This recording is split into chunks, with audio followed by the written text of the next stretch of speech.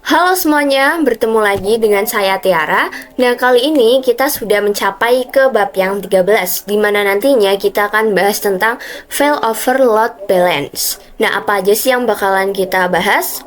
Di sini seperti biasa ada konsep, setting topologi, dan konfigurasi lainnya. Oke, langsung aja ya, mulai ke bagian yang pertama, konsep dari failover dan load balance. Nah, teman-teman, keduanya failover dan load balance adalah fitur di MikroTik.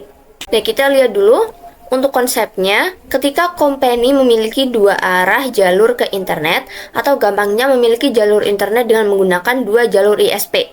Nah, itu kita bakalan pakai failover atau load balance. Kalau failover itu satu aktif, satunya sebagai backup. Nah, kayak topologi ini. Jadi, dia itu, ini kan router. Router itu ada dua jalur ISP, yaitu ke ISP1 dan ISP2. Nah, kalau pingin salah satu ISP aktif terus satunya sebagai backup, itu pakai failover. Tapi kalau duanya aktif secara bersamaan, itu load balance. Nah, yang load balance itu bisa kita terapkan, misal di sini kan ada VPC ya. Nah, misal ketiga VPC ini kalau mau akses YouTube itu pakai ISP1, terus kedua VPC ini pakai ISP2 ketika mau akses apa gitu, teman-teman. Nah, ini kalian bisa lihat konsep dari load balance. Bila kalian ingin membagi jalur, misal Facebook ke jalur 1, atau YouTube ke jalur 2. Oke, mungkin biar lebih paham langsung aja ya, kita bakalan setting topologi. Nah, di sini saya sudah buat topologi di Pinet Lab-nya, teman-teman. Kalian bisa buat aja seperti ini. Untuk netnya itu tipenya seperti biasa, Cloud NAT. Di sini saya tambah router baru. Nah, kenapa saya nggak pakai topologi yang di video sebelumnya? Karena itu mungkin lama ya untuk menghapus konfigurasi yang sebelumnya lagi. Jadi saya buat aja yang baru beserta node dan teks-teksnya nih. Kalian bisa buat aja tambah dua router, terus namanya ganti router ISP1, router ISP2. Terus di sini juga ada jalur-jalurnya. Nah, langkah selanjutnya kalian bisa pergi ke command prompt. Terus run as administrator. Nah, kalian klik yes aja. Terus kalian jangan lupa di root add 10.0.1.37.0. Nah, terus masnya 255.255.255.0 karena /24. Nah, di sini tuliskan IP pinetnya 192.168.13.129. Nah, kalian bisa enter aja di sini karena saya nggak akan konfigurasi lagi.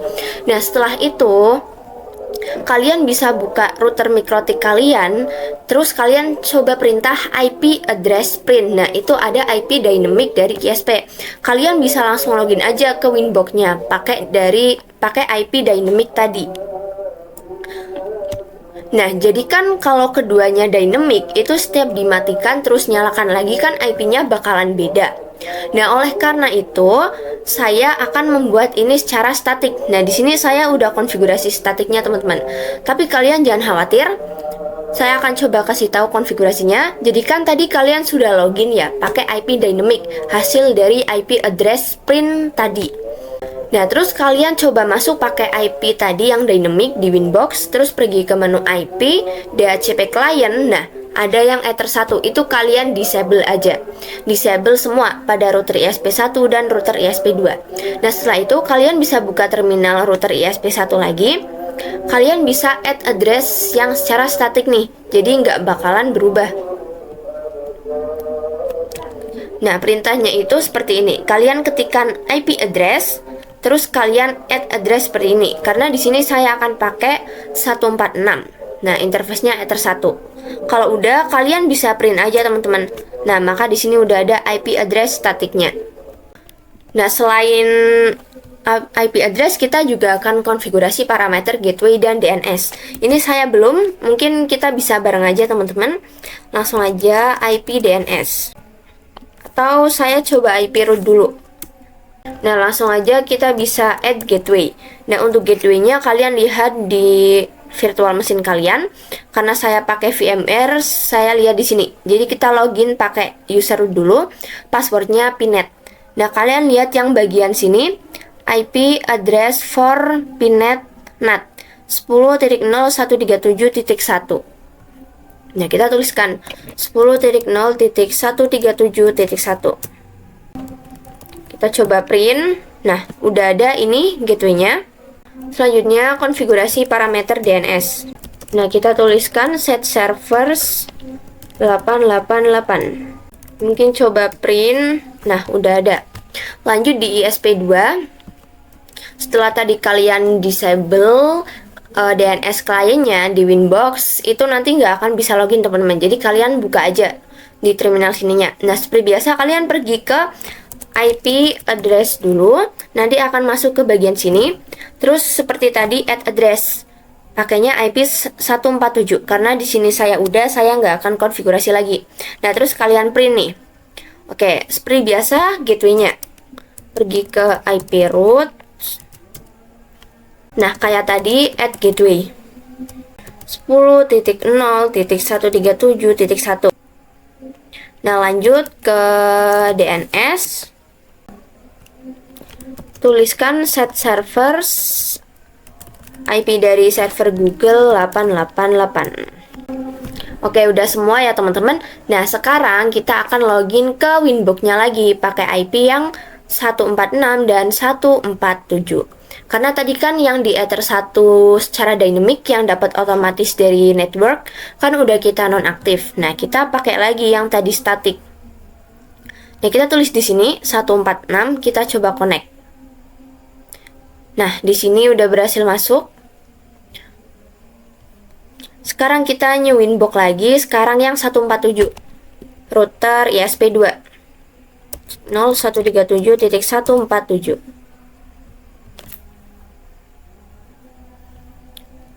Nah, udah ya teman-teman. Mungkin sekarang saya bakalan ganti hostname. Pergi ke sistem, identity. Ini kan tadi router ISP2. Nah, apply terus oke. Sekarang lanjut sini. Ini akan jadi router ISP1.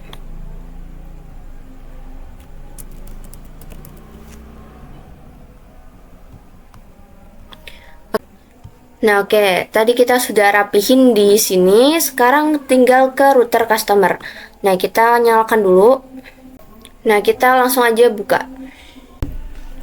Nih, kita login kayak biasa pakai admin. Passwordnya kosong.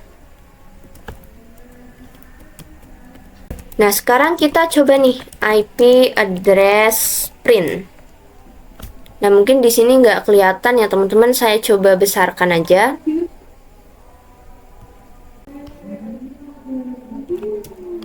Nah, saya ulang IP address print. Nah, di sini si router customer itu dia belum ada IP. Nah, untuk memasang IP, kita akan memasang gateway pada router ISP2 dan ISP1. Nah, gateway di Ether 2 di router ISP1 dan 2 akan pakai ini 1.1 dan di sininya 172.16.1.1. Nah, makanya itu kita pergi dulu ke router ISP1, pergi ke menu IP addresses.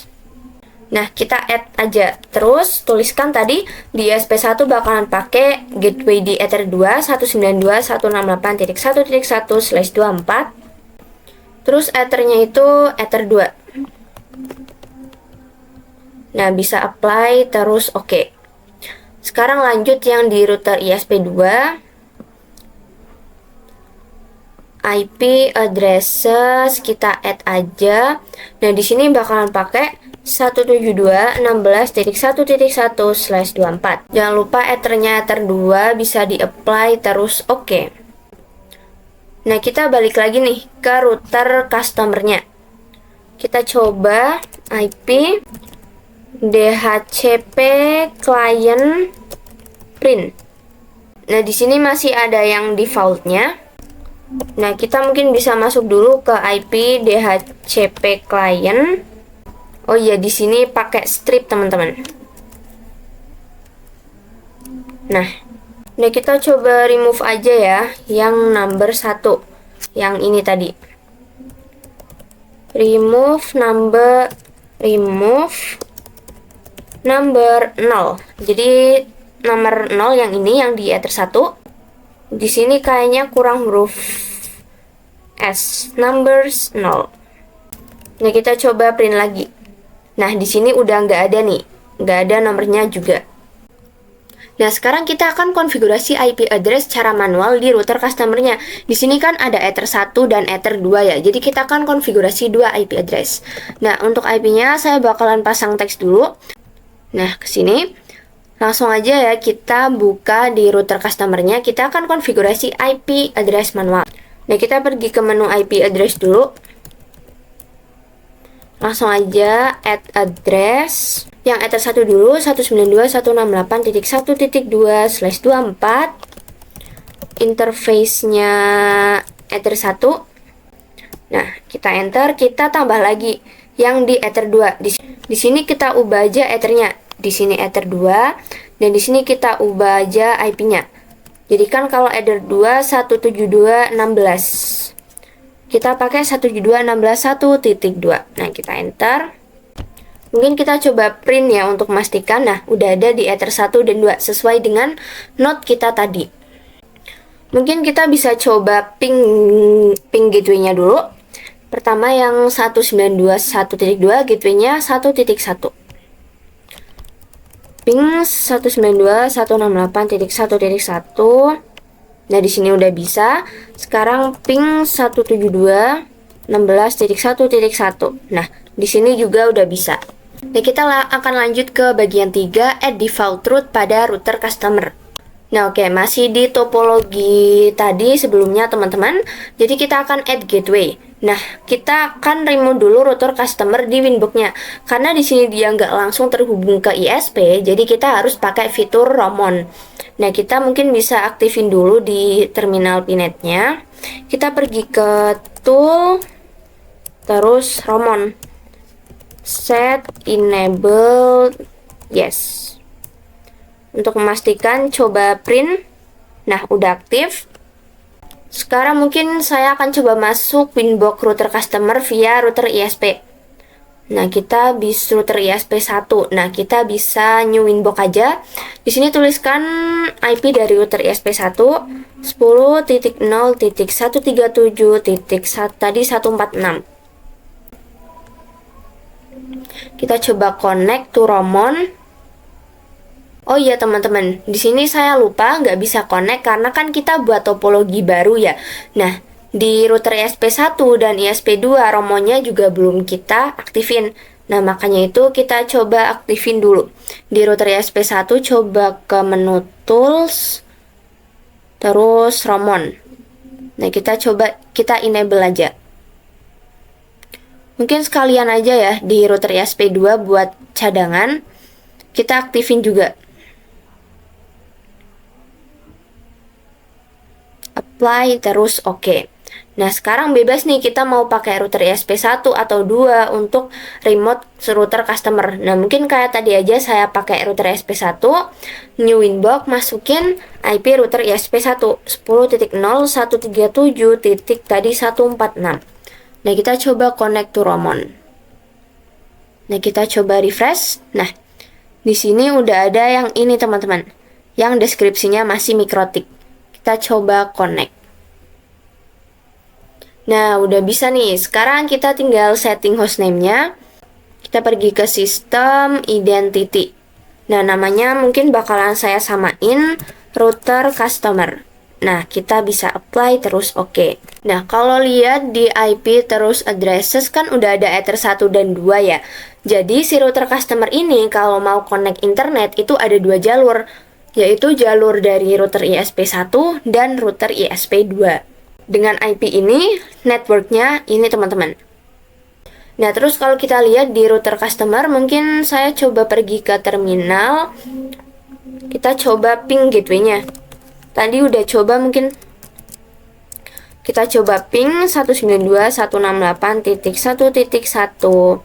Nah, di sini bakalan bisa ping yang 172.16.1.1. Nah, di sini juga udah bisa. Tapi kalau kita coba IP route print, nah di sini gateway yang arah ke internet itu nggak ada yang 0.0.0/0. Nah, kita akan tambahkan dulu nih. Kita pergi ke menu IP, terus bagian routes. Nah, kita add aja yang baru. Terus untuk gateway-nya, jalurnya, jadi kan kalau router customer ingin ke internet, ada dua jalur, lewat 1.1 yang ini dan 172.16.1.1. Jadi untuk jalur ke internet kita bakal add dua gateway. Pertama yang lewat router ESP1 dulu, 192.168.1.1. Nah, kita bisa apply terus oke. Sekarang kita add lagi. Sekarang gateway yang 172.16.1.1. Nah, kita bisa apply terus oke. Nah, sebenarnya tanpa kalian sadari ini tuh kita konfigurasi failover, teman-teman. Jadi, jalur ke internet yang lewat 1.1 kita coba bagi dua dulu biar mudah. Nah, kalian lihat. Jadi jalur yang ke internet lewat 192.168.1.1 itu dia aktif. Sedangkan yang 172.16.1.1 yang lewat router ESP2 yang ini itu dia masih nggak aktif atau S. Nah, emang gini teman-teman konsep dari failover. Jadi satu aktif, satunya sebagai backup. Terus kalau misal ESP1 yang ini kita disable, kita lihat mungkin agak lama ya, kita coba lihat lagi. Nah, di sini yang jalur router ESP2 yang 16.1.1 dia udah AS atau aktif lagi. Jadi kalau satunya mati, satunya sebagai backup. Nah, kalau coba kita nyalakan lagi nih yang ini. Maka di sini yang di router ESP2 lewat jalur router ESP2 yang 16.1.1 dia S lagi atau jadi backupnya lagi. Jadi aktifnya pakai yang ini, yang jalur router ESP1. Nah, sekarang waktunya kita pengujian nih di terminalnya. Tapi sebelum itu, karena ini ada dua jalur, yaitu di router ESP1 yang ini dan router ESP2, di router keduanya itu kita konfigurasi NAT dulu. Nah, kita bisa pergi ke router ESP1, teman-teman bisa pergi ke menu IP, terus firewall. Nah, di menu NAT ini kita add lagi. Untuk bagian C-nya, SRC NAT, nah, out interface-nya kita bisa lihat. Jadi interface keluarnya itu yang mengarah ke internet itu Ether 1. Jadi biar router customer dapat internet. Makanya itu kita tuliskan definisikan di sini Ether 1, pilih actionnya yang masquerade. Nah, kita bisa apply terus oke. Terus lanjut di router ESP2 masih di IP firewall NAT, kita coba add. Untuk general C-nya SRC NAT, out interface Ether 1. Nah, actionnya adalah masquerade. Kita coba apply terus oke. Nah, sekarang kita pengujian nih di router customer-nya. Kita pergi ke menu ini, terminal. Nah, mungkin langsung aja kita coba ping 88. Apakah dia udah bisa akses internet atau belum? Nah, di sini dia udah bisa nih. Kalau mau ping google.com juga bisa, kalian bisa set DNS dulu. IP DNS set servers 888. Nah, kita coba ping google.com. Udah bisa juga, teman-teman. Nah, sekarang kita akan add VPC nih di router customer-nya. Nah, kita bisa add aja. Misal ini VPC 1.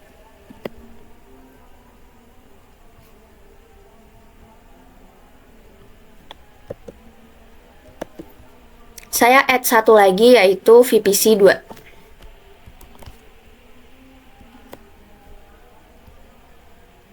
Langsung aja kita coba hubungkan ke sini.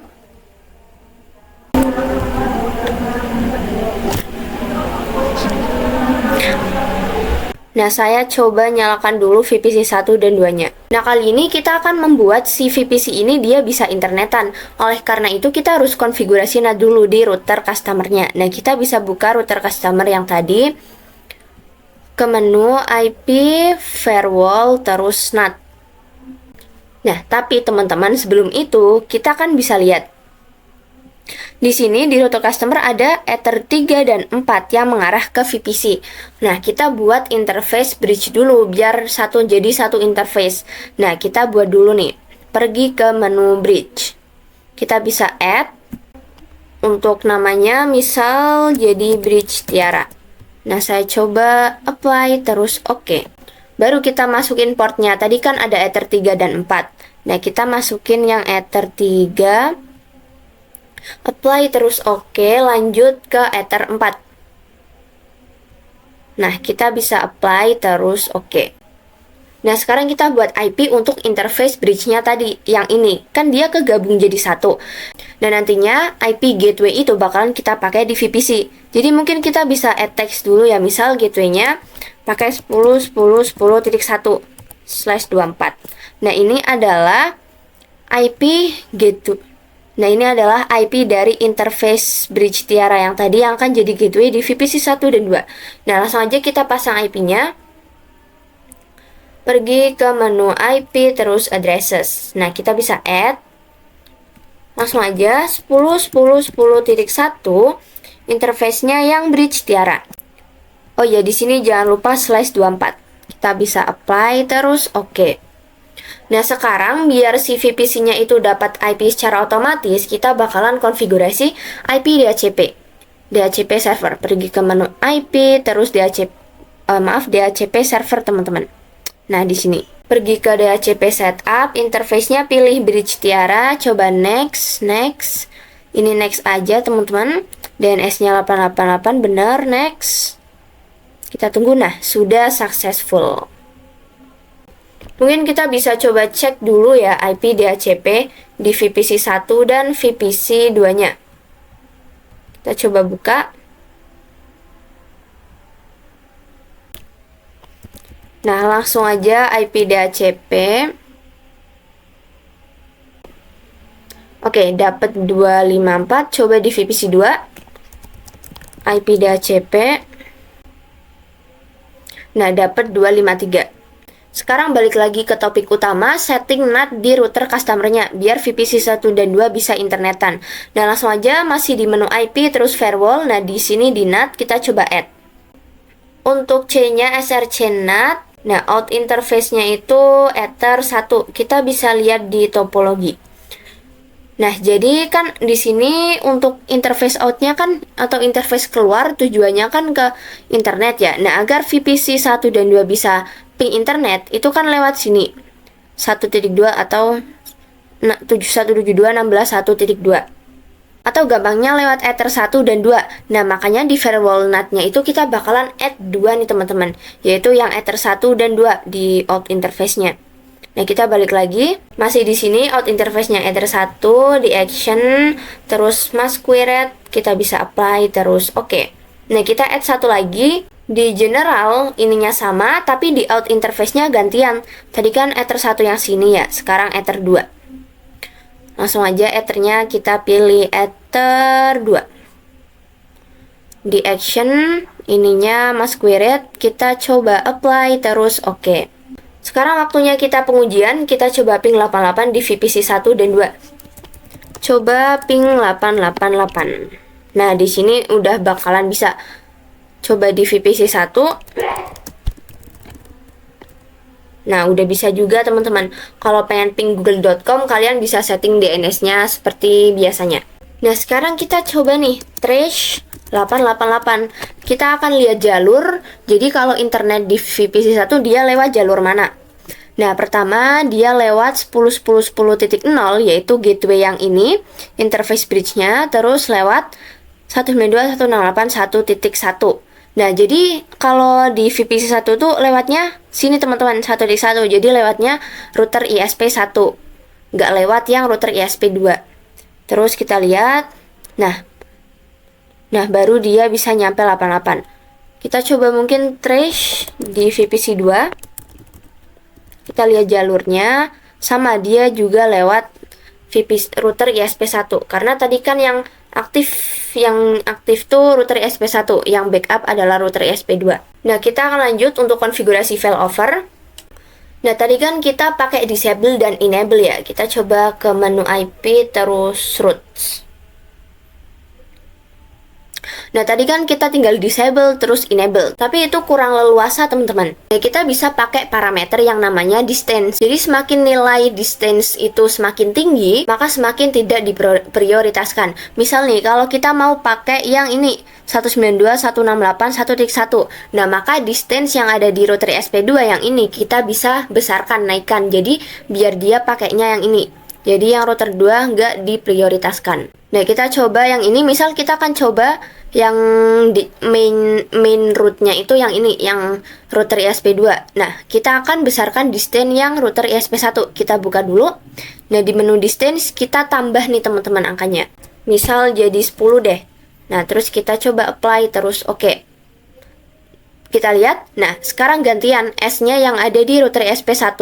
Jadi sekarang dia pakai router ISP2 kalau mau ke internetan. Nah kalau pengen sebaliknya kalian juga tinggal dibesarkan ya teman-teman. Terus mungkin ini saya coba balikin lagi aja. Play terus oke. Nah dia udah balik ke router ISP1. Oke kita lanjut ya, cek gateway pada failover. Nah jadi teman-teman ada fitur yang namanya cek gateway. Fitur cek gateway saat berjalannya failover. Nah, kalau kita lihat di root ini kan dia pakai router ISP1 ya, si router customer ini.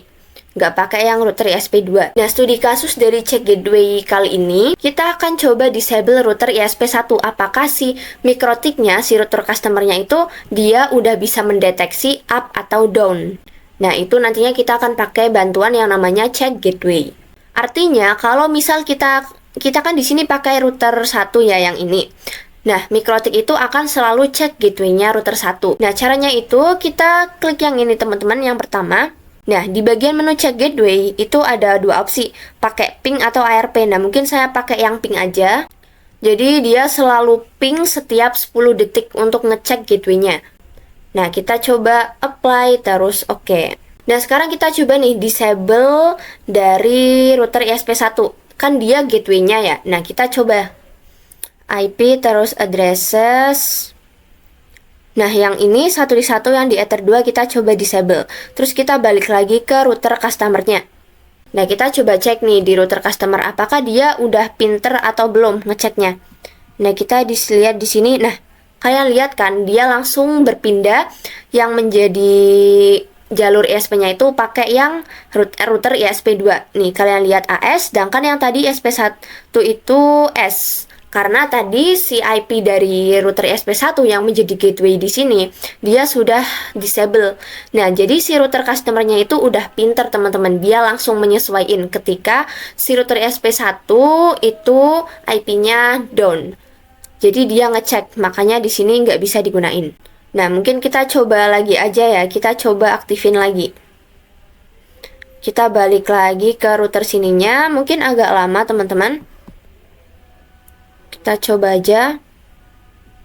Nah, di sini kalian lihat udah berpindah lagi ke router ISP1. Oke, lanjut ya ke konfigurasi load balance ACMP. Nah, jadi teman-teman load balance dengan pakai metode ACMP itu merupakan improvisasi dari metode round robin load balance. Nah, kita untuk studi kasusnya coba konfigurasi load balance ACMP terus yang route rule. Langsung aja ya, kita akan konfigurasi load balance-nya yang metode ACMP. Masih di router customer tadi, kita masih di IP routes. Nah, kita akan hapus jalur keduanya nih, teman-teman. Kita langsung aja hapus. Oh, di sini langsung hapus saja. Nah, kita coba add lagi nih. Untuk DST-nya masih tetap yang ini. Nah, untuk gateway-nya tadi kan kita konfigurasi satu-satu ya. Sebenarnya ini bisa dua, teman-teman. Caranya klik yang ini. Nah, maka muncul dua. Sekarang kita isikan yang jalur ISP1 tadi pakai 192.168.1.1. Sekarang lanjut yang jalur ISP2 172.16.1.1. Nah, kita bisa apply terus oke. Nah, sekarang kita coba di VPC nih. Kita buka VPC-nya di sini. Nah, VPC, misal VPC 1 ini kalau mau internetan itu pakai jalur yang mana? Nah, ini yang disebut dengan load balance. Nah, kita coba lihat IP-nya dulu. Tadi kan udah di ACP. Nah, udah ada. Kita coba ping 888. Nah, kan udah bisa, teman-teman. Terus kita lihat jalurnya. Trace 888. Nah, untuk jalurnya, kalian lihat, jadi lewat 10.1, lewat ini dulu, network dari bridge-nya, terus dia lewat 172, jadi dia lewat router ISP2, yang VPC 1, kalau mau internetan. Nah, kalau yang VPC 2, kita lihat juga, pastikan udah ada IP, kita langsung aja ping 888, udah bisa. trace 888. Nah, kalau ini juga sama teman-teman, pakai jalur router ESP2. Nah, jadi inilah yang disebut dengan round robin. Nah, ini round robin load balance. Jadi pengimplementasian load balance-nya itu masih pakai yang mana atau masih 50-50. Kadang pakai yang router ESP1, kadang pakai yang router ESP2. Nah, sekarang kita lanjut ya untuk coba trace route. Nah, kita pergi ke router customer, saya coba close dulu. Nah, kita coba pergi ke menu tools, terus trace route. Nah, yang ini teman-teman. Nah, misal di sini kita trace route ke 888 ke internet. Terus protokolnya ICMP kita coba start. Nah, kalian lihat nih, jadi ini pakai jalur yang 192 atau yang router ESP1. Nah, sekarang kita coba trace route ke yang lain. Kita stop dulu yang ini. Misal saya bakalan ke facebook.com. Nah, sebelum itu kita cari dulu di command prompt IP dari facebook.com. Caranya itu ns lookup facebook.com. Nah, di sini bakalan muncul IP-nya 52.217. Sekarang kita coba pastekan IP-nya ke yang sini. Trace route to kita pastekan IP-nya. Nah, kita bisa start lagi. Nah, di sini kalian lihat kalau buat ke Facebook pakainya jalur router ESP1 juga. Atau kalian bisa coba, kalian cukup ns lookup, misal mau ke twitter.com, youtube.com, terus kalian coba search di sininya aja. Nah, kalau pengen coba trace, kita coba stop dulu. Kalau pengen coba trace di VPC-nya, kalian sama seperti tadi. Ping dulu IP dari misal facebook.com, kita langsung coba aja ya. IP-nya 192.168.52.217. Langsung aja ping 192.168.52.100, tadi 117. Saya coba cek lagi. Oh, ternyata 217. Nah, kita coba, sudah TTL. Sekarang trace nih. Kita trace IP dari facebook.com. Kita tuliskan lagi.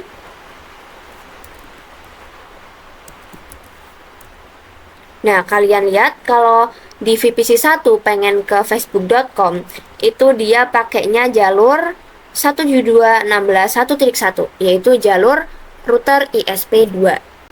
Kita lanjut ke kasus berbeda bandwidth pada ISP. Nah, kita akan atur bandwidth atau kecepatan, misal router ESP1 berapa, router ISP berapa, dan lainnya.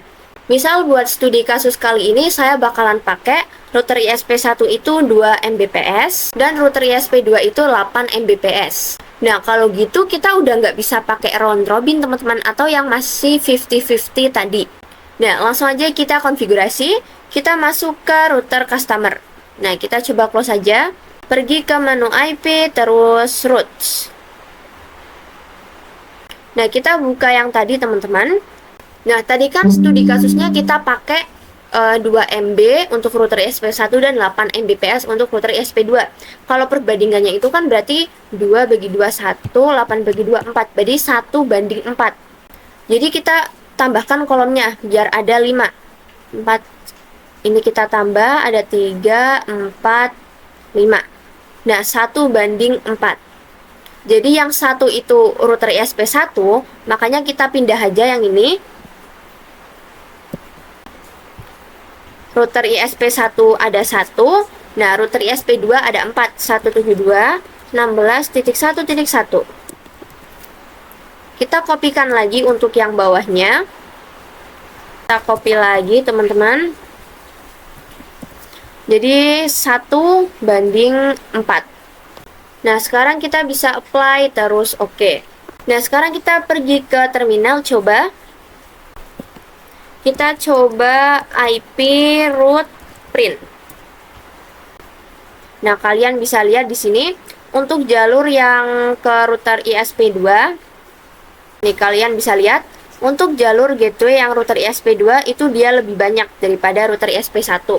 Jadi bandwidthnya juga lebih banyak di ISP2 atau kecepatannya. Kalau misal kita coba nih di VPC 2, kita coba ping dari tadi IP facebook.com. Tadi IP-nya 192.168.52.117. Nah, pastikan udah berhasil. Kita coba trace aja lagi. Ini coba trace. Nah, kalian bisa lihat untuk ke facebook.com itu lewatnya udah router ISP2 yang tadi bandwidthnya paling banyak. Oke, kita lanjut ya ke konfigurasi load balance rute rules.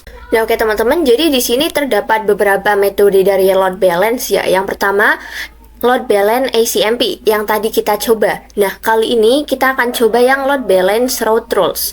Untuk load balance mangle itu akan kita coba setelah kita mencoba yang route rules. Nah, jadi load balance route rules ini bekerja dengan sistem SRC address, teman-teman. Jadi dia bisa mendefinisikan misal VPC 1 kalau internetan mau pakai ISP berapa, VPC 2 pakai ISP berapa, dan gitulah pokoknya. Nah, mungkin sekarang aja ya teman-teman kita tentukan, misal nantinya si VPC 1 kalau mau internetan dia bakalan pakai router ISP 1. Nah, sedangkan yang VPC 2-nya itu bakalan pakai yang router ISP 2. Nah, langsung aja kita konfigurasinya. Nah, tadi kan saya bilang kalau load balance yang route rules itu kan pakai SRC address. Nah, kalau SRC address itu kan berarti IP dari VPC-nya itu kan nggak boleh DHCP ya teman-teman. Jadi harus statik biar nggak ganti-ganti. Nah, makanya itu kita pasang dulu IP VPC 1 dan 2-nya secara statik. Biar nggak berubah-ubah setiap kali menyalakan dan mematikan VPC-nya. Nah, mungkin di sini saya bakalan add teks dulu untuk IP VPC-nya. Misal VPC 1 IP-nya 10.10.10.11. Nah, langsung aja kita konfigurasi di VPC-nya. IP 10.10.10.11/24. Nah, gateway-nya itu yang si IP bridge-nya. Bridge Tiara yang tadi ini 10.1. 10.10.10.1/24. Sekarang lanjut yang di VPC 2. IP 10.10.10.12/24. Gateway-nya 10.1/24. Langsung aja kita pergi ke router customer Winbox-nya untuk konfigurasi. Nah, di sini. Nah, kita bisa pergi ke menu IP terus yang routes. Nah, kita bisa disable dulu nih yang tadi kita konfigurasi, yang ada 2 gateway. Kita bisa disable. Terus kita bisa pergi ke menu yang rules. Nah, kita bisa add lagi. Nah, baru nih di bagian rules ini SRC address-nya kita definisikan IP dari VPC-nya. Kita mulai dulu dari yang VPC 1. Nah, SRC address-nya kita tuliskan IP VPC 1 10.10.10.11. Untuk tabelnya, misal di sini saya bakalan buat aja yang baru, yaitu VPC 1. Nah, kita bisa apply terus oke. Nah, terus kita bisa add lagi yang untuk VPC 2, langsung aja 10.10.10.12. Nah, tabelnya saya buat baru aja VPC 2. Terus bisa apply terus oke. Nah, maksud dari tabel VPC 1 ini teman-teman, itu ketika ada paket dari IP ini, itu maka akan lihat routing table di VPC 1-nya, seperti itu. Nah, sekarang kita tinggal tambahkan nih, yang di bagian routes-nya. Kita add lagi. Untuk destination-nya tujuannya kan ke internet ya, jadi 000 aja. Nah, kita tuliskan seperti ini, baru nih gateway-nya. Kita mulai dari VPC 1 dulu. Kalau VPC 1 pengen kesini kan lewatnya ini yang router ISP2 1.1. Makanya di sini kita tulisin 192.168.1.1. Terus di sini routing mark-nya itu kita pilih yang tadi. Nah, udah ada VPC 1 dan 2. Karena ini 192 lewatnya router ISP1 dan router ISP1 itu akan dipakai oleh VPC 1, kita pilih yang VPC 1. Nah, terus kita bisa apply terus oke. Sekarang kita buat lagi nih untuk yang VPC 2. Destination-nya ini, gateway-nya. Nah, kalau VPC 2 itu dia bakalan lewat sini 172.16.1.1 karena ke router ISP2. Nah, kita tuliskan aja 172.16.1.1. Terus routing mark-nya kita pilih yang VPC 2. Nah, kita bisa apply terus oke. Nah, kalau kalian lihat nih di sini yang di AL. Nah, di sini udah ada nih routing table-nya. Di sini di VPC 1, VPC 2. Kita balik lagi ke yang all saja. Sekarang tinggal kita uji coba. Kita coba di VPC 1-nya ping 88. Dia bakalan lewat mana? Seharusnya lewat yang router ISP1. Nah, langsung aja kita coba ping 888. Nah, udah bisa teman-teman. Sekarang kita tinggal trace 888. Kita lihat. Nah, di sini kalian lihat si VPC 1 udah bener lewatnya itu router ISP1. Sekarang kita coba di VPC 2. Kita ping 888 dulu. Habis itu kita trace 888. Nah, di sini juga udah benar VPC 2 lewatnya router ISP2 sesuai dengan studi kasus kita yang tadi kita tentukan. Nah, sekarang kita akan lanjut ya ke bagian yang terakhir, yaitu konfigurasi load balance firewall mangle. Nah, seperti yang tadi saya sebutkan, ada metode dari load balance, yaitu load balance firewall mangle. Jadi dia terletak di menu firewall, teman-teman. Nah, ini bisa dikatakan yang firewall mangle itu lebih bagus daripada metode yang sebelumnya. Karena di sini kita bisa mendefinisikan paket berdasarkan protokolnya. Nah, untuk kasusnya mungkin kita coba yang sama aja dengan yang root rules. Jadi nggak yang domain susah-susah, kita pakai domain yang tadi Google aja. Misal kalau pengen akses domain mana, itu pakai router yang mana gitu. Atau misal kalau pengen HTTP, itu dia pakai router ISP1, kalau HTTPS pakai router ISP2. Nah, kayak gitu juga bisa teman-teman untuk studi kasusnya. Nah, tapi kali ini kita akan coba pakai domain yang sederhana aja, yaitu yang 88 untuk internet atau Google. Sama kayak tadi, untuk VPC 1 itu dia pakai router ISP1, VPC 2 dia pakai router ISP2. Nah, langsung aja kita buka router customernya. Masih di sini teman-teman, terus IP routes. Nah, yang tadi kita konfigurasi yang ada 3 ini kita bisa hapus saja. Nah, ini kita hapus, yang ini juga kita hapus. Jadi sama ya kayak tadi, VPC 1 pakai router ISP1, VPC 2 pakai router ISP2. Nah, untuk akses domain yang lainnya mungkin kita bahas lain kali, kita pakai yang sederhana aja. Nah, caranya itu kita bisa pergi ke menu IP, terus yang firewall. Nah, dia terletak di menu firewall, terus yang ini, mangle. Nah, kita bisa add aja yang baru. Untuk C-nya kita tetap pre-routing. Nah, di SRC address kita definisikan IP VPC 1 dan 2. Kita mulai VPC 1 dulu, 10.10, 10.11. Terus sama konsepnya, yaitu if dan then. Untuk if-nya udah, sekarang then di menu action. Nah, di action-nya kita pilih yang mark routing. Untuk new routing mark-nya mungkin kita bisa buat yang baru aja. Misal mangle ISP1. Nah, kita bisa apply terus oke. Sekarang kita add lagi untuk yang VPC 2. Nah, kita pergi ke general dulu. Ini pre-routing, masukkan IP VPC 2.12. Nah, di menu actionnya pilih yang seperti tadi, mark routing. Ininya mungkin mangle ISP2. Bisa apply terus oke. Nah, sekarang kita pergi ke IP terus routes lagi. Kita add lagi nih. Destination-nya ke sini, ke ISP atau layanan internet. Nah, sama kayak tadi, kita definisikan pertama yang untuk VPC 1 dulu, kan lewatnya berarti 192.168.1.1. Nah, di bagian sini, routing mark-nya kita bisa pilih. Nah, ini yang ke ISP1, jadi pilih yang mangle ISP1. Kita bisa apply terus oke. Nah, sekarang kita add lagi untuk yang jalur VPC 2. Gateway-nya itu berarti 172.16.1.1. Terus routing mark-nya kita pilih yang mangle ISP2. Nah, kita bisa apply terus oke. Oke, langsung aja kita uji coba lagi. Kita buka terminal, masih di VPC 1 dulu. Mungkin kita coba ping 88 lagi. Nah, masih bisa teman-teman. Coba trace, udah bener lewatnya router ISP1. Coba di VPC 2 ping 88. Nah, udah bisa.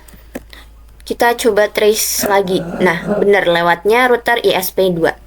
Oke, jadi untuk kasusnya sama dengan yang route rules, cuman di sini saya cuma pengen memperlihatkan cara konfigurasinya saja.